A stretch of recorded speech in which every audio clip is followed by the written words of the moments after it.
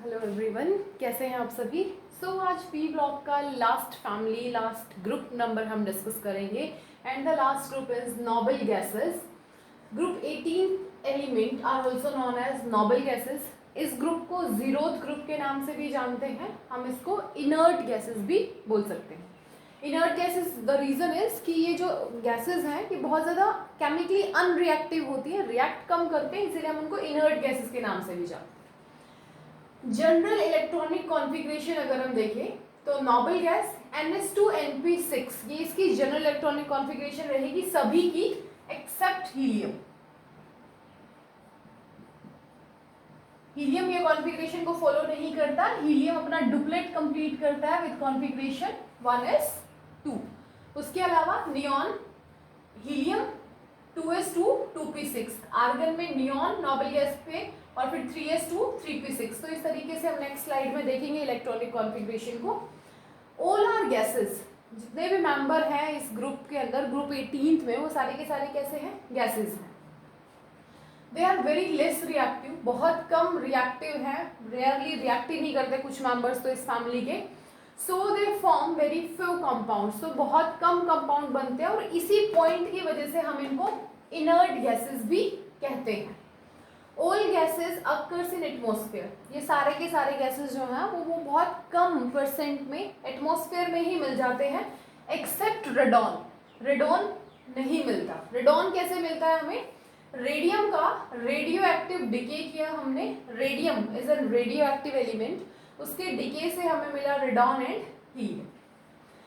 इस फैमिली के मेंबर्स हैं helium, neon, argon, krypton, xenon, radon. दोबारा देखिए, helium, neon, argon, krypton, xenon, radon. जो नंबर हमने बेस में लिखा है लाइक 96, 54, 36, 18, 10, 2, जो बेस में नंबर है बॉटम में, वो रिप्रेजेंट करता है एटॉमिक नंबर को। And the number which we write on the top 4, 20, argon 40, krypton 83, xenon 131, radon 222, these numbers represents atomic masses। अगर हम बात करें एटॉमिक साइज की और हम टॉप टू बॉटम आ रहे हैं, helium, neon, argon, krypton, xenon, तो top to bottom number of shells increase होती है, तो उसी वजह से एटॉमिक साइज भी इंक्रीज होगा। रीजन आप लिख सकते हैं, when we move from top to bottom atomic size increase because of the increase in number of shells. They have very high ionization enthalpy, इनकी ionization enthalpy बहुत ज़्यादा हाई होती है। क्या रीज़न हो सकता है? Why their ionization enthalpy is very high? Ionization enthalpy क्या था? आपको आउटरमोस्ट इलेक्ट्रॉन को बाहर निकालना है, तो जितनी भी एनर्जी आप लगाओगे उसको आप कहोगे आयनाइजेशन एंथैल्पी। यहाँ पे देखिए कॉन्फ़िगरेशन को, NH2NP6 जो P है हमारा वो फुली फिल्ड है, एक्स्ट्रा स्टेबल है। तो अब एक्स्ट्रा स्टेबल कॉन्फ़िगरेशन में से इलेक्ट्रॉन को बाहर निकालना is quite difficult, that's why the ionisation enthalpy value is very high. Down the group ये वैल्यू डिक्रीज होती है, क्यों?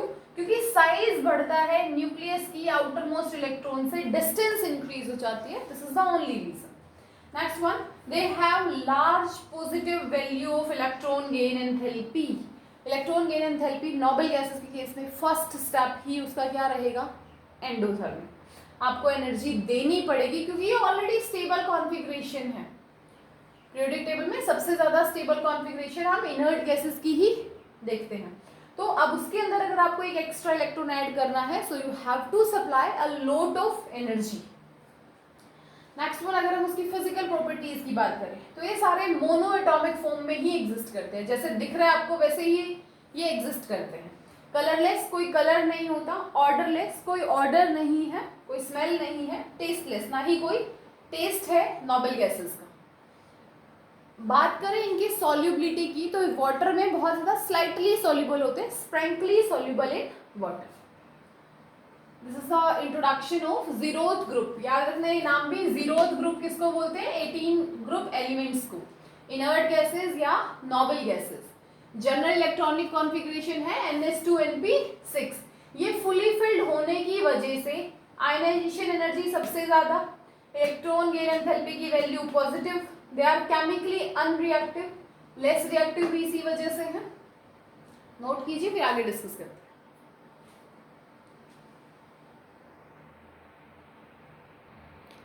Next point is they have very low melting point and boiling point. जो हमारी नोबल गैसेस हैं उनका melting point और boiling point कम होता है because there is a weak dispersion forces are present in between the atoms.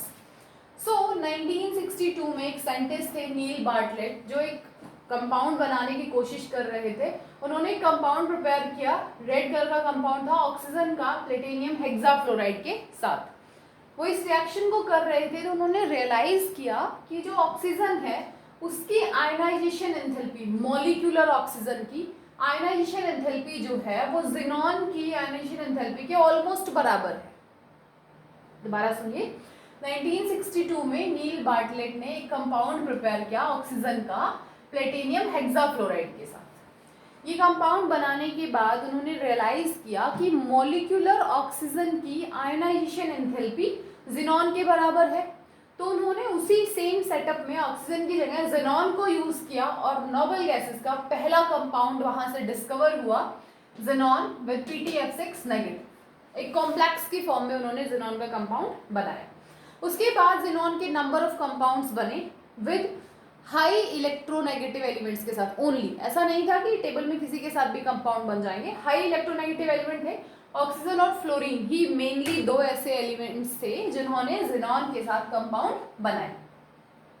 Krypton के साथ सिर्फ एक ही कंपाउंड स्टडी किया गया है आज तक, फ्लोरीन के साथ krypton F2। Radon F2 techniques के द्वारा तो उसको देख लिया गया है कि हाँ बन गया, बट उसको आज तक आइसोलेट नहीं किया गया कि उसको सेपरेट कर लिया जाए और फिर उसको स्टडी किया गया। ऐसा नहीं हुआ रेडोन के साथ भी। बट आर्गन, हीलियम, नियोन, ये तीन ऐसे हैं जिनके कोई कंपाउंड आज तक डिस्कवर नहीं हुआ। तो ये इस टाइप से भी क्वेश्चन पूछ सकते हैं आपसे कि कौन सी ऐसी नोबल गैसेस हैं जिनके कंपाउंड आज तक नहीं बने हैं, कौन सी ऐसी नोबल गैसेस है जिसका कंपाउंड सबसे पहले बना, ज़ीनॉन। आगे हम ज़ीनॉन के फ्लोरीन के साथ कंपाउंड और ज़ीनॉन का ऑक्सीजन के साथ कंपाउंड डिस्कस करेंगे। यहां तक नोट कीजिए।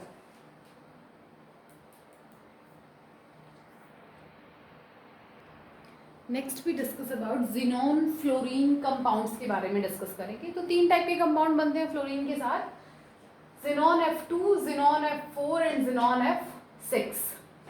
देखो हमने रिएक्शंस लिखे, सिर्फ कंडीशंस अलग है। Xenon with F2 at 673 Kelvin and 1 bar atmospheric pressure, formation of xenon difluoride. Xenon gas with 2F2 around 873 Kelvin and 2 bar pressure, xenon tetrafluoride.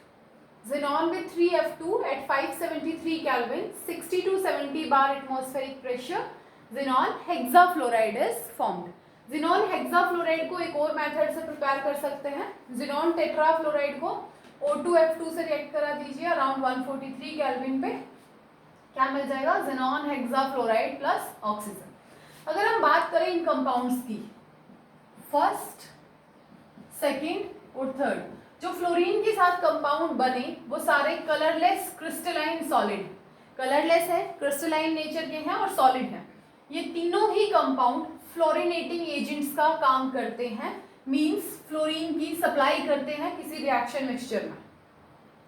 Fluorine donor आप उसको बोल सकते हैं। They readily hydrolysed by traces of water. अगर थोड़ा बहुत भी पानी इनको मिलेगा तो ये रीडिली क्या हो जाएंगे, हाइड्रोलाइज हो जाएंगे, डिसॉल्व हो जाएंगे उसमें। सो देखिए first reaction, xenon difluoride water के कांटेक्ट में आया, convert into xenon and hydrofluoric acid with release of oxygen gas. Same manner पे ज़ीनॉन टेट्राफ्लोराइड भी रिएक्ट कर जाएगा और ज़ीनॉन हेक्साफ्लोराइड भी डिसॉल्व हो जाएगा वाटर में। पावरफुल फ्लोरिनेटिंग एजेंट मतलब फ्लोरीन की सप्लाई करते हैं। ज़ीनॉन F2 फॉस्फोरस पेंटाफ्लोराइड के साथ रिएक्शन करके एक कॉम्प्लेक्स बनाता है जहां पे एक फ्लोरीन F2 था, इसने एक फ्लोरीन इसको डोनेट कर दिया, तो फ्लोरीन डोनर का काम हुआ, HCF प्लस PF6 नेगेटिव। एक और एग्जांपल देखिए, HCF4 प्लस एंटीमनी पेंटाफ्लोराइड, HCF3, 4 से 3 हो गया, एक फ्लोरीन एंटीमनी हेक्साफ्लोराइड को डोनेट कर दिया. So they are powerful fluorinating agents. अगर इनके स्ट्रक्चर की बात करें तो स्ट्रक्चर विजिबल है. देखो first one Xenon F2. There are 2 fluorines and 3 lone pair 1 2 3. तो शेप कैसी रहेगी? लीनियर. और स्ट्रक्चर कैसा रहेगा? Trigonal bipyramidal. एक ट्राइंगल है, एक फ्लोरीन ऊपर एक फ्लोरीन नीचे. तो क्या बोलेंगे इसको हम? शेप कैसी है? लीनियर. XCF4 4 फ्लोरीन स्क्वायर की तरह कॉर्नर पे और 2 लॉन पेयर, एक अबव द प्लेन और एक below the plane, and the shape is known as square planar. इसको हम क्या कहेंगे? Square planar. यहाँ पे देखिए Xenon ने 6 बॉन्ड बना लिए फ्लोरीन के साथ 1 2 3 4 5 6 और एक उसके पास क्या बच गया? Lone pair. तो वैसे तो ऑक्टाहेड्रल होना चाहिए 6 के साथ, बट एक लॉन पेयर भी है तो यहाँ पे जो शेप रहेगी वो रहेगी डिस्टोर्टेड ऑक्टाहेड्रल. क्या कहेंगे इस शेप को हम? Distorted octahedral. This one is distorted octahedral. Simple, थोड़ा सा डिस्टर्ब ऑक्टाहेड्रल है. एग्जैक्ट क्लियर ऑक्टाहेड्रल नहीं है, थोड़ा सा डिस्टर्ब है. XCF6. नेक्स्ट हम देखेंगे Xenon ऑक्सीजन कंपाउंड्स के बारे में. इसको नोट कीजिए.